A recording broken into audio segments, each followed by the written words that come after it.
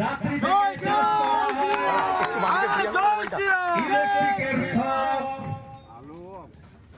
ইলেকট্রিকের শক লেগেছে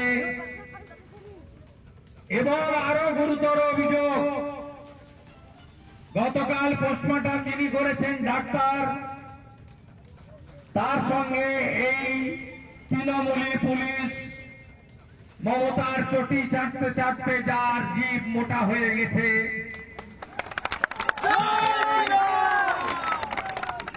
গত লোকসভা ভোটে ঘাড় ধাক্কা মেরে ইলেকশন কমিশন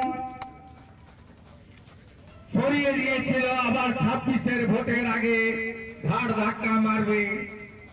সেই দিবাকর ময়না তদন্তকারী ডাক্তারকে ফোন করেছে, বলছে আপনি লিখে দেন ইলেকট্রিক শকে মারা গেছে। হয়তো তাই লিখেছেন ডাক্তার, এটা আজকে নয়, অভয়ার কাণ্ড থেকে অদ্যাবধি প্রমাণ লোপাট করো এবং তৃণমূলকে বাঁচাও। কারণ যে 17 জনকে পরিবার আসামি করেছে তার 1 নম্বর আসামি হলো গরিরুল ইসলাম। তিনি তৃণমূলের বড় নেতা, মাইনরিটি মোর্চা মানে মুসলিম মোর্চার সভাপতি। 21 সালে বিধানসভা ভোটের পরে যত অত্যাচার হয়েছে তাতে নেতৃত্ব দিয়েছেন। সমর যে কেসে জেলে আছে, পশ্চিম ভাঙনবাড়ি বোমা বিস্ফোরণের মামলা, যাকে এনআইএ ডেকেছিল, সেই গরিরুল ইসলামের নাম 1 নম্বরে আছে। আচ্ছা, যদি ইলেকট্রিক শকে মারা গিয়ে থাকে তাহলে মহরমের কমিটির তৃণমূলের মোল্লারা সবাই এলাকা ছেড়ে পালিয়ে গেল কেন?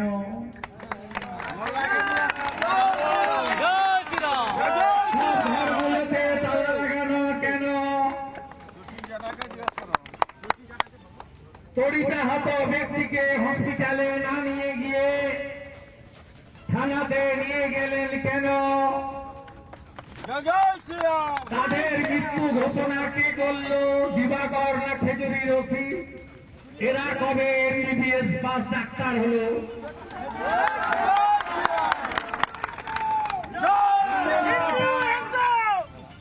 গোটা শরীরে কাটা চিহ্ন কেন? আচ্ছা, ধরে নিলাম স্পটে মারা গেছে, বাড়ির লোককে না ডেকে দেহ তুললেন কেন? এই সব প্রশ্নের অমীমাংসিত প্রশ্নের উত্তর আদায় করতে গেলে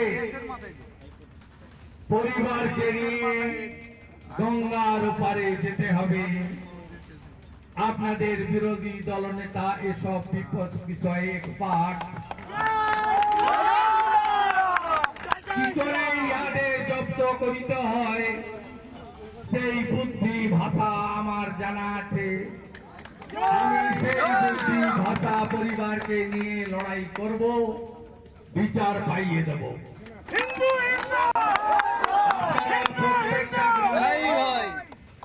হিন্দুদের ঐক্যবদ্ধ করব।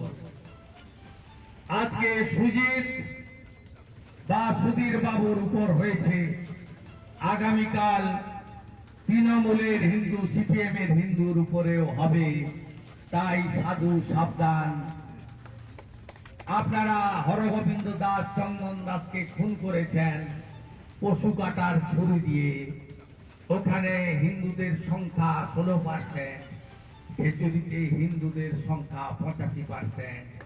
আমাদের দুর্বল হবে না।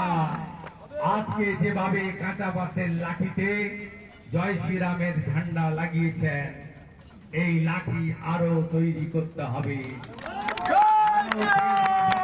লাঠিতে, এবং গ্রামে গ্রামে শঙ্খবাদন এবং গ্রামে গ্রামে আরো বেশি করে ঐক্যবদ্ধ হতে হবে। সবাই ভালো থাকবেন। আমি 2টোর পরে সব অবরোধ তুলে নেওয়ার আবেদন জানিয়ে পরিবারের পাশে থাকা, তাদের অর্থনৈতিক সাহায্য, আইনি সাহায্য দেওয়ার প্রতিশ্রুতি দিয়ে আমার কথা শেষ করলাম।